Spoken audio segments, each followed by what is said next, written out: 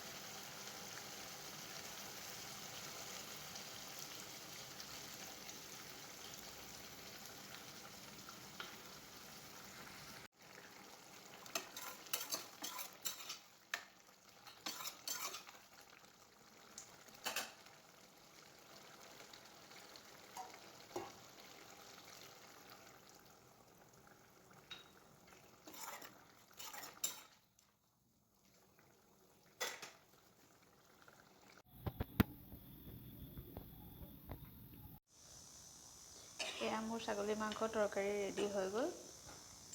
দৰ্শকসকল, আপোনালোকে যদি মোৰ ছাগলী মাংসৰ বনোৱা ৰেচিপিটো যদি ভাল পাইছে, লাইক কৰিব, কমেণ্ট কৰিব, শ্বেয়াৰ কৰিব আৰু লগতে ছাবস্ক্ৰাইব কৰিবলৈ নাপাহৰিব।